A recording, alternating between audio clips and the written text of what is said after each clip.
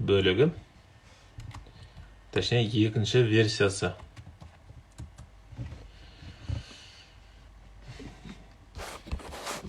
Саламатсыздар ма, қалайсыздар?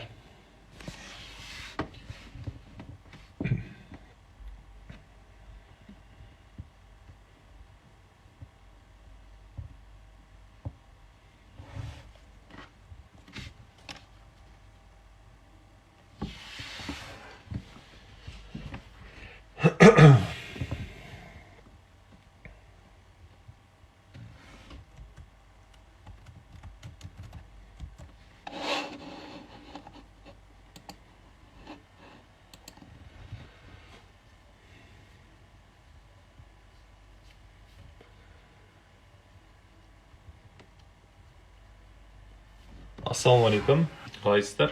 Бүгін кешегі біздің тікелей эфиріміз дұрыс сақталмады, техникалық ақауға байланысты. Бүгін екінші рет жазып көреміз. Негізі өте керемет дүниелер айтты, бос уақытысында қалай дұрыс пайдалану керек екенін. Және Бақберген мырзадан кейстерін үйренеміз. Қазір Бақберген мырзаны күтейік. Ол кісі қосылады. Уалейкум ассалям. Аллаға шүкір, өзіңіз қалайсыз?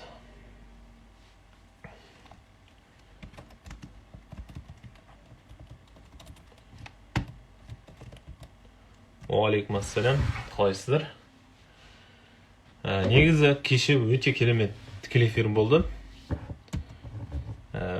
Жақсы бір кейстермен бөлісті. Өзінің Скади компаниясының негізінің қалаушысы Бақберген Илатан деген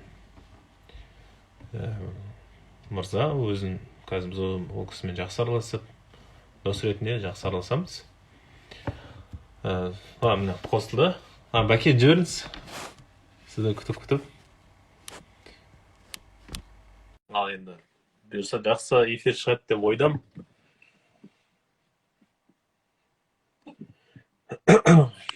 Ассалаумағалейкум. Уалейкум ассалам. Кептен дұрыстап алайын. Қалайсың, бәке? Карантин болғаннан кейін шаш деген айқайлап кеткен. Соны жауып қояйын.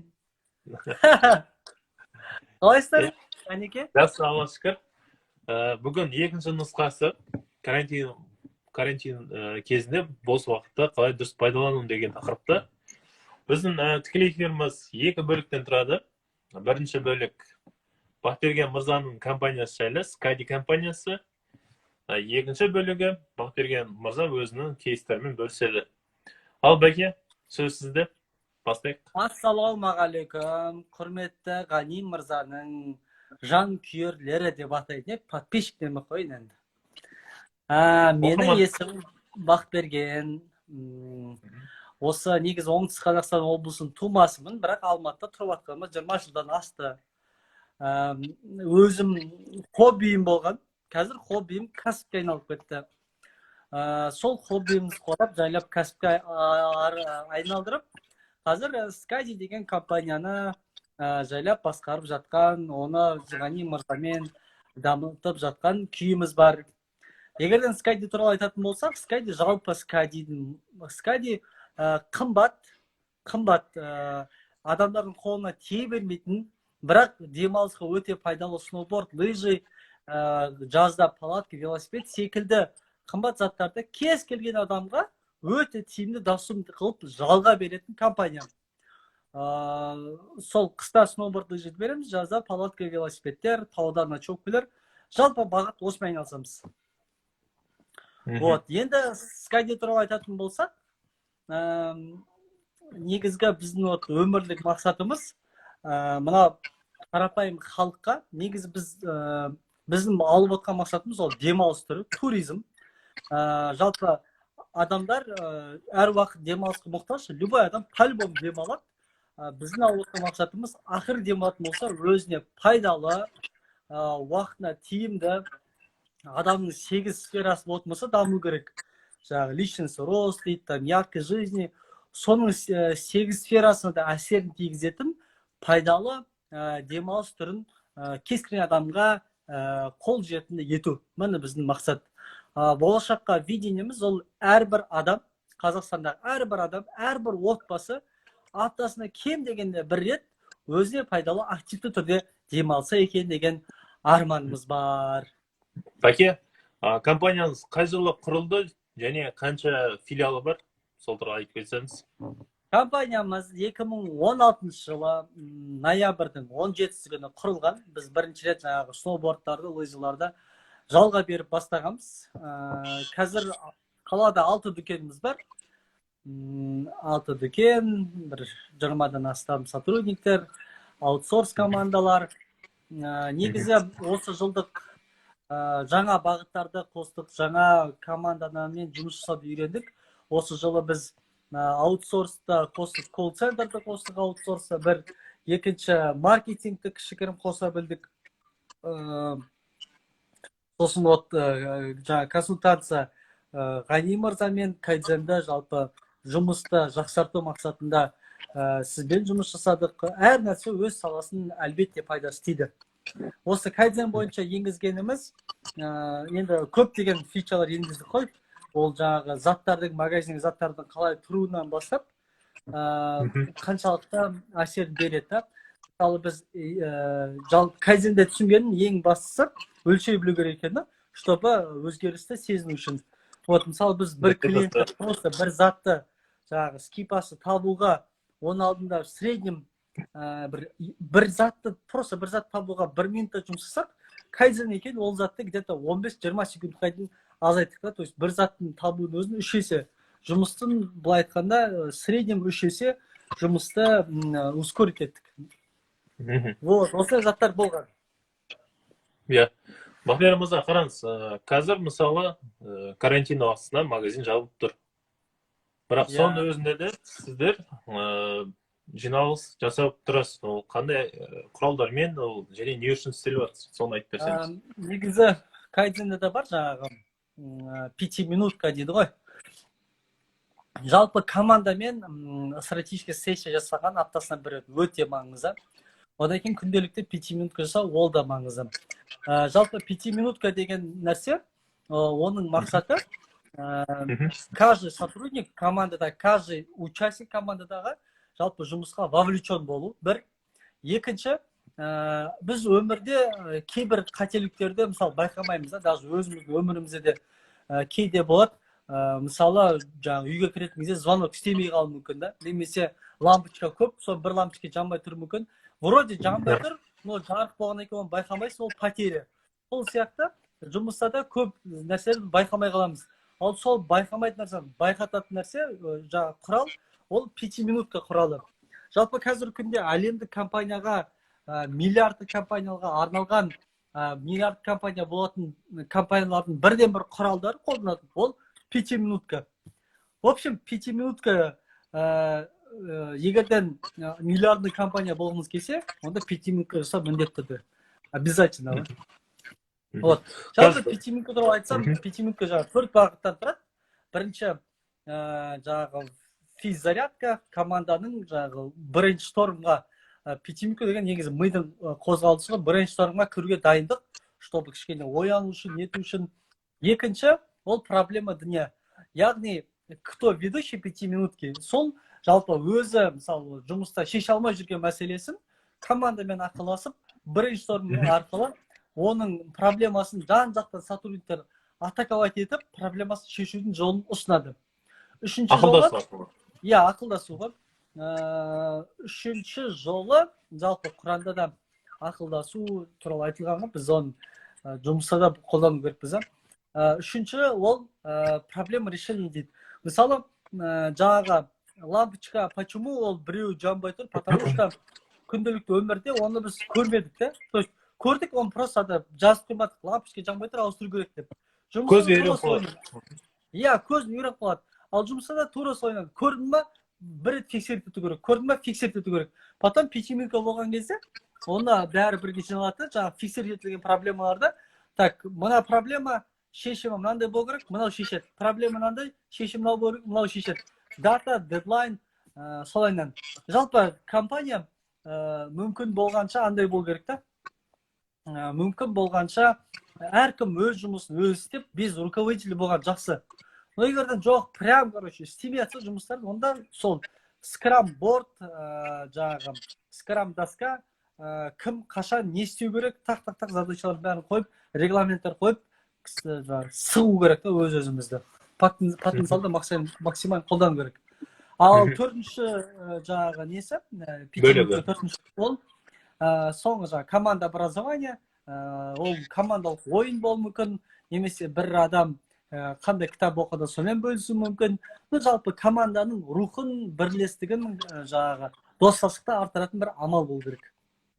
Енді бәке қазір мысалы карантинде қалай жасап жатсыздар осындай 5 минутканы? Сол туралы айтып жіберсеңіз. Енді Құдай берген Zoom бар. Сол Zoom'да барлығымыз кездесеміз сразу. Енді понятное дело, Zoom'да зарядка жасап, бір ойын ойнау ыңғайсыз. Сразу проблема днямен, проблема решенияға көшеміз. Так. В основном 5 минутка, 15 минут пен 20 минут арасында созылса нормально. 10 мен 20 минут арасы болса, в принципе, нормально.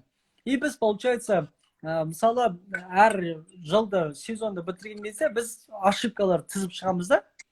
Ошибкалар тізіп шығып, 5 минуткада, қазір карантинде, просто осы сезонда қандай ошибка жасадық, бәрін тізіп шықтық. Где-то бір 200-ге жуық ошибка шықты.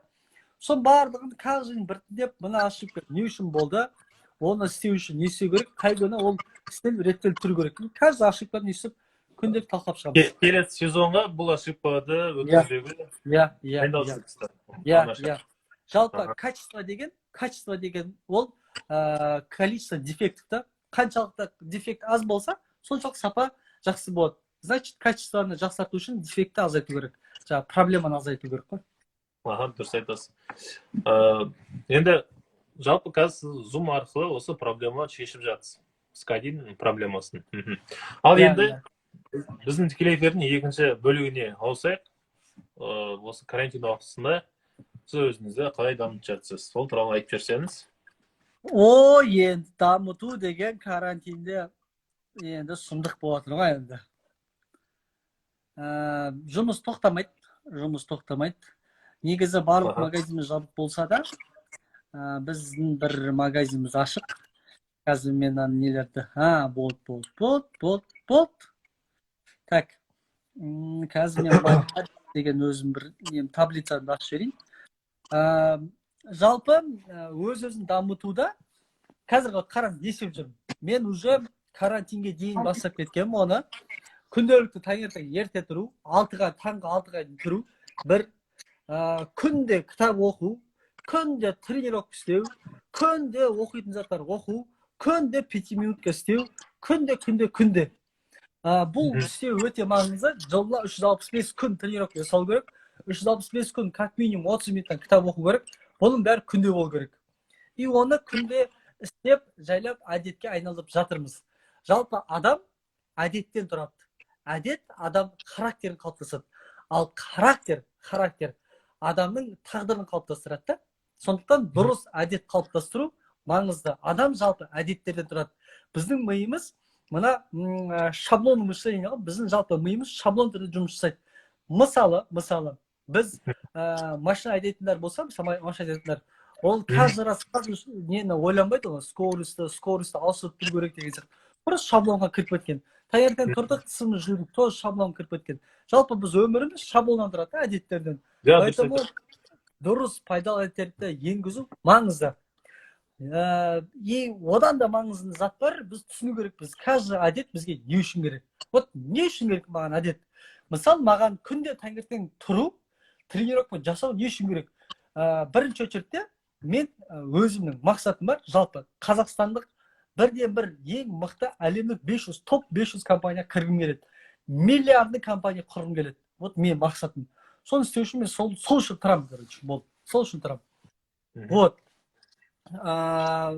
Негізі осы уақытқа дейін бізде әлемдік топ 1000 компания, Қазақстан бірде-бір компаниясы кірмейді. BI Group та кірмейді, Самұрық та кірмейді, ешқайсысы кірмейді. Вот. Біз қарапайым халық, қарапайым бала, ешкімден түк айырмашылығымыз жоқ. Қалай әлем топ компаниясына миллиард жасауға болады деген үмітіміз бар, және сол жолда барымыз салып жатыр. В общем, четкий понимание, не үшін тұру керек. Вот мен сол үшін тұрғым келеді. Неге? Өйткені зарядка адамға энергия береді. Вот энергия неше түрлі алу жолдары бар. Мынау жаңағы адам, конечно, ойдан келеді, но содан бір қосымша жаңағы зарядкадан келеді. Немесе кітап оқу керек. Адам кітап оқымаса, кітап оқымаса өзінің кәсібіне байланысты. Ол ешқашан профессионал бола алмайды. Как боксерлар жаңағы тренермен күнделік тренировка жасағандай, бізде кәсіпте тренировка ол кітап оқу, жаңағы таңертең жүгіру деген сияқты заттар, ол біздің тренировка деп ойлаймын өзім примерно. Вот, сол үшін осы заттарды істеймін. Вот, енді қалай мен 365 күнде кітап оқимын, қалай мен күнде жаңағы тренировка жасаймын, оны қалай жасаймын, не үшін? Бірінші бірде істеген түрім жаңағы четкое понимание, не үшін болма керек. Екінші, фиксировать ету керек. Қай күні, қашан мен жаңағы не жасадым, тренировка жасадым да, не үшін жасадым деген сияқты. Қанша жасап келе жатырмын. Сосын мынандай заттар. Бірнеше әдеттер енгізу керек болмаса, мысалы мен өзіме бір 9 әдетті енгізгім келді. Егерден бірнеше әдет енгізгім келсе, оның барлығын бірде істедім, ертеңнен бастап болды. Кітабымды оқимын, тренировкамды істеймін, ананы істеймін, мынаны істеймін дейтін болса, ол болмай қалуы мүмкін да. Жалпы адамда нәпсі деген нәрсе бар. Нәпсіні, в принципе, нәпсімен ойнау керек, нәпсімен дос болу керек, нәпсіні обижать етпеу керек қой, короче. Вот, сол үшін бір десе үлкен нагрузка беруге болмайды, жайлап постепенно, шаг за шагом, постепенно үйрету керек. Мысалы, мен 9 әдет енгізгім келсе, мен мынандай техника қолдандым. Мен айттым, 9 әдетті мен примерно айына 2 әдеттен қоссам, примерно жаңағы 4 айда ену керек болды. Примерно 4 айдай өтіп келе жатыр, примерно 4 айға жетпеді, но постепенно уже бәрі еніп қалды. Бір-ақ әдет қалды, ендіге бір-екі, сондай әдет қалды. Вот, короче, постепенно жасау керек. Ол қандай әдеттер? Ау? Ол қандай әдеттер айтып жүрсеңіз, Бәке? Бірінші әдет, менде таңертең ерте тұру деген әдет жоқ. Бірінші әдет ерте жату деген бар. Бірінші әдет ерте жату. Екінші әдет как минимум 30 минут кітап оқу. Үшінші әдет жаңағы тренировка жасау. Төртінші әдет енді өзім айтып қойын, енді жаңағы духовностьқа байланысты нәрселер бар. Солға сондай. Енді қараңыз, оны қайда мен фиксировать етемін? Бір асып баратын қиялы нәрсе жоқ. Кәдімгі Excel'ді фиксировать етемін. Мұны көрсетейін. Вот, мынау, короче, әдеттер тізімі. Егер де мен бүгін мына әдетті істесем, аланы галочка қоямын. Болды, әдет істелу деп қоямын. Иә, жазып қоямын. Вот, мына көріп тұрғандай, мен басында өзіме қиын емес, оңайдау деген әдеттер бастадым. Бірінші, короче, бәрін істеп көрдім, что-то қиын болып қалды. Сосын айттым, давай азайтайын дедім. Бірінші, короче, азайтудан бастадым әдеттерді. Потом көрсем, бір-ақ әдет қалды. Бір әдетті істедім. Сосын екінші әдет қостым. Екінші әдетті бір апта бойы істедім. Үшінші әдетті қостым. Үшінші әдет жайлап істеп келдім де, төртінші әдетті қостым. Сөйтіп, короче, жайлап мына жақта көрініп постепенно барлық әдеттерді қосып үйреніп алдым. Вот, сондай заттар постепенно адам өмірінде көмектеседі екен да. Жалпы бұл фиксировать ету неге маңызды? Өйткені ана адамда неме дейді, гормон счастья деген бар екен. Каждый раз жаңағы галочка қойған сайын адам жаңағы қуана бастайды. О, я сегодня что-то сделал дейді. Галочка қоясың, я өз-өзіне қуантып қоясың. Вот, содан басталды. Так, үстіп әдеттерді жайлап, бұны негізі кайдзен трансформация дейді ғой. Кайдзен бойынша степ-ба-степ, жай обязательно фиксировать ету керек, өлшеу керек, потерялар алып тастау керек. Мысалы лайфхак та, вот кайдзен бойынша лайфхак. Егер де таңертең жүгіргіңіз келсе, тұрғыңыз келсе, міндетті түрде кешке киім дайындап қою керек. Неге? Өйткені сіз киімді кешке дайындамасаңыз, таңертең тұрған кезде киімді іздегенге, мысалы жүгіруге киімді дайын тұрмайды ғой, оны іздейсің. Вот любой адам 100% іздейді. Жүгіруге іздеген кезде 10-15 минут кетіп қалады да, сен настроен құлап қалуы мүмкін. Ал таңертең тұрдың, су іштің, құрма жедің, 7 құрма, бір кішкене жаңағы сладый ішедің, өйткені аш қарынға тренировка жасау қылмайды, потому что таңертең сахар түсіп тұрады, тренировка жасасаң, еще сахар түсіп кетеді да, ол денсаулыққа влиять етеді. Поэтому таңертең тұрған кезде құрма жеп алсаң идеально, құрма, су, и все, бардың, там жүрдің, жүгірдің, 3 подход турник, 3 подход брусья, максимум бір 40-45 минут, мысалы 30 минут жүрдің, 15 минут турник брусья, вот так хватает, мне кажется, для начала. Потом постепенно көбейте береміз. Вот. Оның бәрі қаяқтан шығады? Оның барлығы на самом деле миссиядан шығады. Адам вот что хочет от жизни, вот содан шығады, вот что хочет, содан шығады. Енді бізде білесіздер не бар? Жаңағы не бар? Trello деген зат бар. Иә, Trello программасы. Иә, Trello өмірімізде, жалпы Trello өмірімізде тоже канбан доска ғой негізінде. Trelloны как канбан ретінде қолданамын, и оны личный жизньде тоже қолданамын. Жұмыста да қолданамын, личный жизньде қолданамын. И в общем былай ол. Пример, надеюсь, мында жазулар көрінбей тұр. Бүйтіп алыстан қойын, енді өзім жеке нелерім ғой. В общем, мына колонка, мына колонка все мысли. Это, короче, что я хочу. Екінші фильтр. Фильтр ол, егер мен мына қалаған затым менің өмірлік миссияма совпадать етсе, онда ол задачаға айналады, цельге айналады. Скажем, менің миссиям прожить счастливую жизнь, с пользой для общества, Марғонағадан қайталап алған, и өзіміз қосқан, сделать все, чтобы увидеть ақыретке дайындық қой, короче. Марғонаға бар, Данияр мырза бар, содан ар бер, мұнан аннан жинап, короче, сөйтіп айналған. Сөйтіп неге все мысли, потом фильтр, потом цельге айналады. Цель мысалы 2020 цель, 2025, 2030-ға деп созылып кете береді, короче. Вот цельге айналды. Енді 2020 жылдың өзінің цельдері бар. 2020 жылды 3 неге бөлуге болады? 3 айдан 4 сезонға бөлуге болады. Сонда цельді 3 ай сайынға дайындап тұрасың. В общем, вот цельдер жазылып шығады. И каждый цель, каждый саб-цельден тұрады, саб-задача. Чтобы у нас цельге жету үшін бірінші шақ қандай болады? Сол шақты жазасың. Бір-ақ шақ жазасың. Ол шақты өзгерттің ба, либо жаңағы мында сделано лақтырасың, либо сол цельді атын ауыстырып, дальше жалғастыра бересің. Егер сделаноға, тоже сделаноға битандай лақтыратын нелер бар, тасктер бар, ол сені просто мотивирует, короче. Ол хорошо. В общем, үстіп Trello'да өзім дамуымды қадағалап, нетіп отырам, контролировать отырам. Бұл негізі маңызды. Бұның бәрі кайдзенмен ғой. Иә, әр жетістікті өзіңіз бақылап отырып, ол сізге мотивация алып келеді. Керемет. Ал енді комментарияны қосайық, мына сұрақтар қойып жатыр. Қосыңыз, ал қалайық, сұраңыз деп қойсаң. Райбек мырза жазыпты, сколько нужно дней, чтобы внедрить кайдзен дейді. О, Ракеша. Сколько нужно дней, чтобы внедрить кайдзен? Вот я лично свой опыт скажу, вот не знаю, вот другие как, я лично свой опыт скажу. Для меня лично это, я начал в прошлом году еще, вот вообще изучать кайдзен, интересоваться с прошлого года, постепенно начал себя, наверное, вот целый, вот, готовить себя. Вот в течение, вот прошлый год где-то 4-6 месяцев прошло, я постепенно начал внедрять. То, что говорил же, утром вставать, там, тренировку делать, читать книжку. Бывали моменты, что, короче, я начал читать, 3-4 дня подряд читаешь, потом бросаешь. Тренировку делаешь, бросаешь, короче. Но я просто хотел всегда это делать. Но я вот эти инструменты кайдзен для себя не внедрял, поэтому у меня не совсем хорошо получилось. Потом, короче, вот начал постепенно, шаг за шагом, там, цели ставить, задачи ставить, все такое, короче. Вот Trello использовал, начал фиксировать, постепенно вот эти задачи мне начали самому нравиться делать. В общем, для меня оно составило 1 год ровно. Вот. В общем, асықпай бастадыңыз. Дұрыс. Я 1 жыл кетті ғой, конкретно. Әрдің бәрі қалайша, для меня целый год. Келесі сұрақ. Так. Как сейчас Скади себя чувствует тебе? Так, Скади касательно карантина.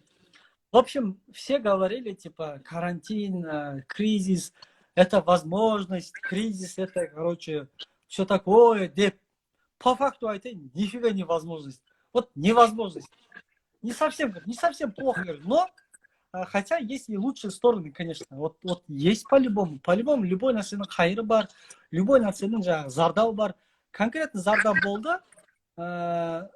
зардабы болды, почувствовали. Сейчас только 1 магазин работает, ежедневно в убытке. Есть такое, но есть еще такое понятие, как финансовая подушка безопасности. шукур, есть подушка безопасности, можем еще выдержать. Думаю, мы выдержим смело. И открыли новые каналы для клиентов. То есть мы сейчас начали выдавать велосипеды в аренду для таких компаний, как Glovo, Chocofood, кто занимается доставкой. Но начали себя новые рынки искать. Вот в этом плюс, короче.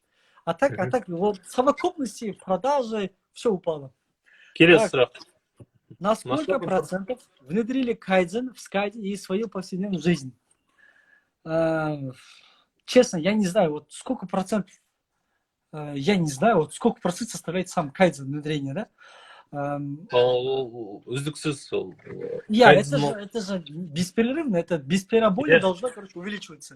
Я бы не сказал, вот выделил там, внедрил там на 10%, на 30%.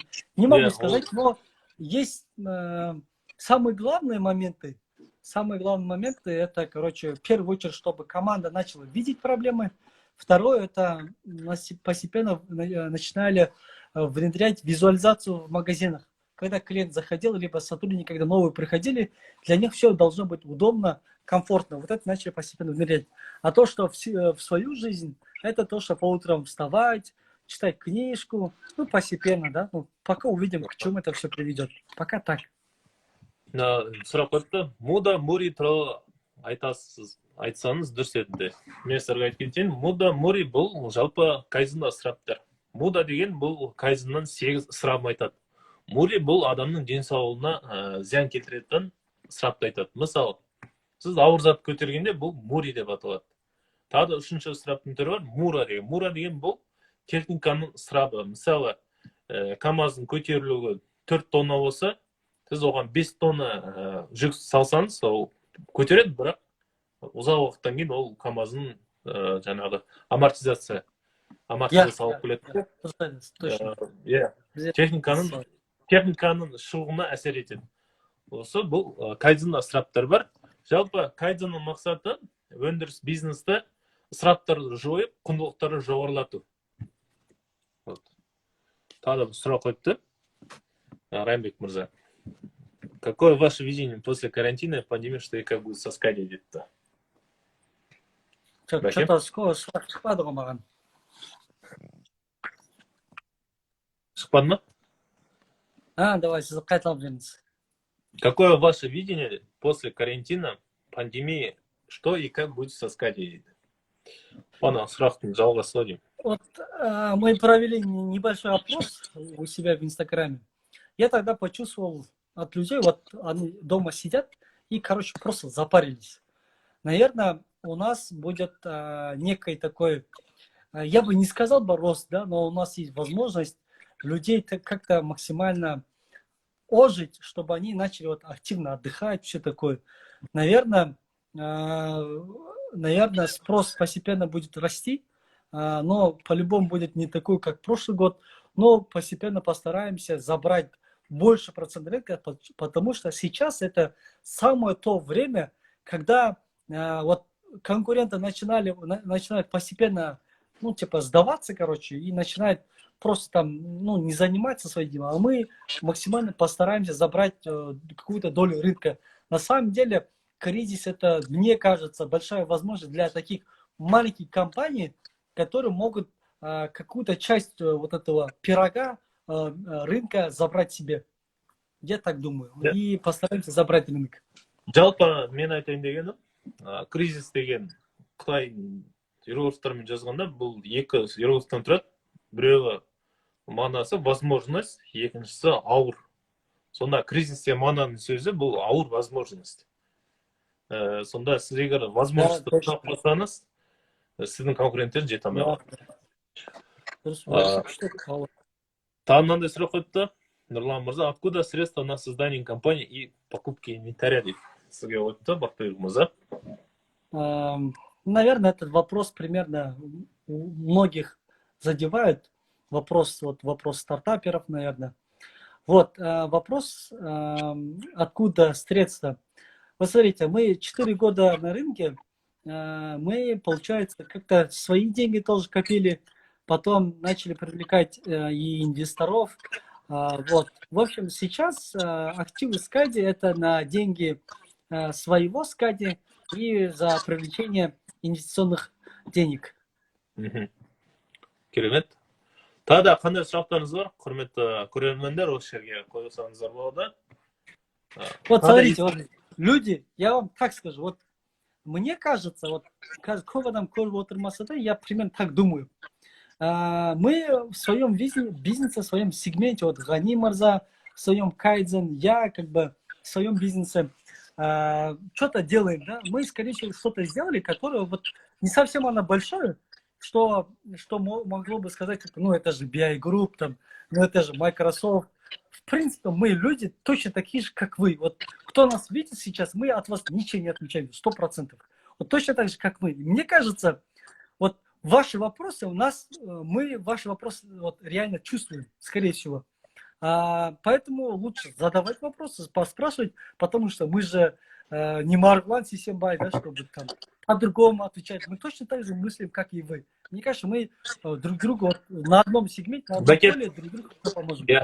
Бәке, мен аудиториям көбінесе қазақ тілді, сондықтан давайте қазақша максимально жауап берейік. Енді сұрақтарымыз орысша болса, сұрақтар орысша қойып жатыр ғой. қазақша жауап берейік енді. Олар енді түсінді ба? Райымбек Мырза қойыпты. Сколько процентов времени сейчас уделяете бизнесу, себе, семье и на саморазвитие депті? Қазақша өтпеңізші. Так, короче, по идее, да, хороший. Вообще, вот Райымбек деген молодец негізі. Негізі молодец бала. Сейчас покажу. В общем, есть книжка «Экстремальный тайм-менеджмент», там говорится о таких 8 сфер, в общем, человека.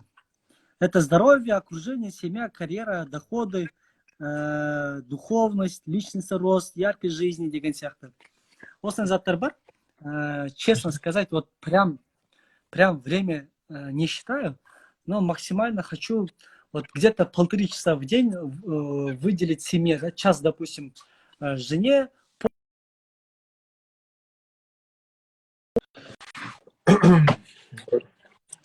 Как минимум в день. Так, қызыл жерде осыны техникалық ахуалға ұшырайды. Так, бір екі. Бәке. Ау, қазақша жауап берейін ме? Орысша жазып кеттік қой.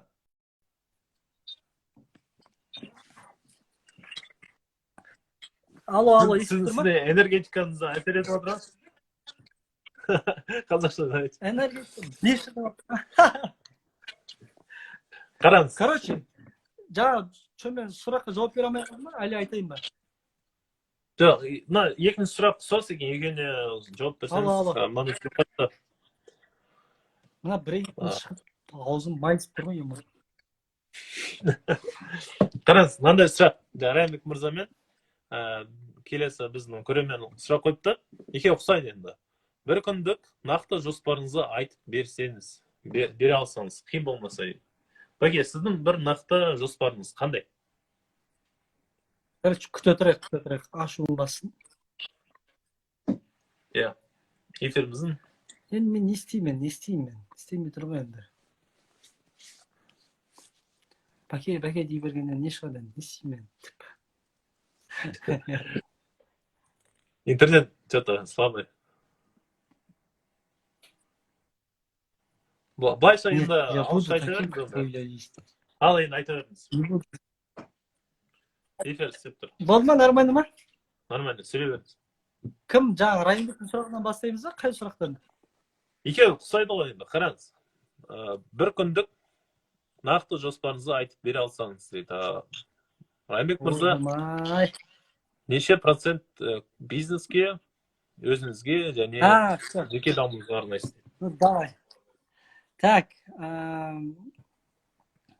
вот обратно покажу, да? Вот есть книжка Мрачковский, «Экстремальный тайм-менеджмент», сол жерде. Жаңағы Мрачковский кітабы бар, «Экстремальный тайм-менеджмент» деген. Сол жерде 8 сфераны айтады. Жаңағы здоровье, спорт, окружение, семья, бизнес, доходы, духовность, личностный рост и яркость жизни. Вот осы 8 сфера, қайсына қалай бөлем? Вообще, примерно сейчас такое, да, вот где-то 3-4 часа я себе уделяю время в день. Вообще, у меня день начинается до 6 утра, должен вставать. До 6 утра Ну, қазір кішкене 5-ке ауысып жатыр. Ну, сол уақыттарда тұрып, где-то 1 сағаттай неге жұмсаймын? Жалпы стратегияға, да, бизнеске байланысты стратегияны ойлаймын. Әр адам әрқалай, менің біреу саба, біреу жабырынып болады дейді ғой. Мен жабырынып, мен таңертең ерте тұрып алып, сол кезде мен басыма мықты идеялар келеді екен. Сондықтан таңертең тұрып, бір 6:30-ға дейін просто стратегия туралы, как бы видение туралы, просто сол туралы ойлаймын, пландар сызам, задачалар лақтырамын. Потом 6:30-нан бастап, 8-ге дейін соның арасында таңертең жүріп, тренировка жасап, оқитын затымды оқып сөйтем. Вот 8-де. Потом 8-ге келгеннен кейін трелло болады, кайдзен час болады, треллодан нетем, треллодан задачалар распределять етіп, цель дня, цель недели, цель месяца деген сияқты, да, соның барлығын қарап, солай етем. Ну, тоже максимально стараюсь, да. Соны жасаймын. Жоспармен, не? Жоспар, және... Бұл барлығы, жоспармен іске асырасыз. После этого где-то, короче, в день, наверное, бір 9 сағаттай, 10 сағаттай жұмысқа бөлініп, 1 сағаттай жаңағы семьяға, ну, жарға, жар сағаттай балама, ну, где-то семьяға 1,5-2 сағаттай бөлінеді в день. Жақсы, керемет. Енді келесі сұрақ Нұрлан мырза қойыпты. Ғани мырзаның кітабын оқыдыңыз ба дейді? Ғани мырзаның кітабын алдым, жайлап бастадық. Оқып бітірмедім әлі, сөздің ашығы. Потому что менде осы неге бітіретін кітаптар бар еді, маңызды. Соларды бітіріп тастау керек болып тұр. Все, короче, по стеку, шаг за шагом. Миссияңызды қалай таптыңыз дейді Азамат мырза? Так, мен осы сұрақ көрмей тұрмын. Қалай миссияңызды қалай таптыңыз дей ма? Кайдзенде құрал бар ғой. Ғанике көмектескен маған. Икигай деген бар. Икигай деген бар. Жалпы бұлайнан болды. Понятное дело, сразу шыға салмайды. Как я понял, надо об этом думать, размышлять, тратить на это время, да, изучать себя, анализировать, өзіңізге не ұнайды, не ұнамайды деген сияқты. Сол примерно кішкене өзін зерттеп, бір өзіңе ұнайтын 10 затты, өзіңе ұнайтын затты жазып шығасың, сосын сол заттардан қалай, сол заттардан қайсысын жаңағы ақша табуға, қайсысы саған ақша алып келеді, қайсысы қоғамға пайдалы деген сияқтарды іріктеп алып, соңында жаңағы ақша табатынмен өзіңе ұнайтын істер қалып, и соны ары қарай дамыту керек. Понятное дело, өзіңе ұнайтын іс всегда оңай бермейді. Ну, мойындау керек, да? Всегда оңай бермейді, но кей жерде сабыр ету керек. Сабыр еткеннен кейін қайтадан қаттымап кетеді, кей жерде қиын болады. Скорее всего, весь прикол, весь такой этот интерес в этом, наверное. Бәрі сразу ұнап кетпейді, сабыр ететін жер сабыр ету керек. Осылай өз-өзімді жайлап таба бастадым. Ал негізгі табуым өзім кішкентайымнан ұнататын тауда қонғанды, далада қонғанды, сноуборд, лыжи тепкенді өзім кішкентайынан ұнататын. Программист болсам да, программист болып жүріп, жақсы айлық тауып жүріп, осы сфераны таңдап, осыған толыққанда ауысып кеткен. Қазір өзімді, білмеймін, өзім жақсы сезінемін, маған ұнайды, в принципе. И осы кәсіппен соңына дейін баратын шығарымыз деп бұйырса деп отырмыз. Осылай таптым өзімді. Керемет. Райымбек мырза, фрирайтингпен айналысасыз ба дейді? Мұнда Мәуленов мырзаның сұрағын жауап бердік. Фрирайтинг па? Енді фрирайтинг не деп сұрайтын шығар біреулер. Фрирайтинг деген жалпы адамның нәпсі десе болады, өзінің подсознаниясында жатқан кейбір заттарды шығаруда, немесе стресстен айырылу дейді. Фрирайтингпен жазу. Өз ойын кеше аптасына бір-екі рет жазып тұрып, күніге жазбаймын, мен аптасына бір-екі рет жазып тұрмын. Но каждый раз көп жазған сайын, қаншалықты көп жазсан, соншалық қайтадан жазғың келеді екен. Өйткені фрирайт басында қиын болып көрінгенмен, потом тренировка сияқты ғой, нәпсіге ұнай бастайды. Просто в кайф, да, просто адам демалып қалады екен, просто мораль демалып қалады. Бәке, сізге мынандай алғыс жазыпты, бәке алғы басып беріңіз дейді, көп адамдарға пайдалы болуды нәсіп етсін дейді. Ой, рахмет. Иә. Құрметті Ne? көрермендер, Aha. тағы да қандай сұрақтарыңыз бар? Егер де сұрақтарыңыз жоқ болса, Бақберген мырзаның өзіне жеке жазып, жеке парақшасына сол жерден қоя аласыздар. Егер де кайдзеннан бір сұрақтарыңыз болып жатса, маған да жеке жазыңыздар, мен сіздерге жауап беруге тырысамын. Примерно былай. Баке, сізге... Алло. Я. Естіп тұр ма, айта берейін ба? Айтыңыз. Мен айтайын деген примерно былай ғой. Егер де кайдзен туралы көбірек ақпарат біліп, кайдзен туралы әр нәрсенің өз мастері бар ғой. Білгіңіз келсе, Ғани мырза. Ал егерден кайдзеннен кейін не болады, ол не өзгеріс, практикада кім қолданып жатыр дейтін болса, ко мне, короче. Примерно солай да. Кайдзен тренер Ғани мырза менің сансейім, мен оның ученигі. Егерден Ғани мырзаны қандай адам білгіңіз келсе, менің страницамда қарап жүріңіздер деп айтып қояйын да. Рахмет. Бақберген мырза, сізге рахмет. Уақытыңызды бөліп, бүгінгі тікелей эфирдің екінші нұсқасы жазылды. Енді бұл тікелей эфир сатпауды деп ойдамын. Бұны YouTube арнасына да салып қоямыз. Сізге рахмет, Бақберген мырза. Сізге Алла баса берсін. Бүгін сонымен біздің тікелей эфиріміз тәмам болды. Себебі қазір уақыт сондай, Instagram уақытысы қысқа уақыттан кейін өшіп қалады. Сондықтан біз максималды түрде ұзартпай осы 1 сағаттың көлемі ішінде өзінің тәжірибесін бөлісті. Рахмет. Ассаламу алейкум.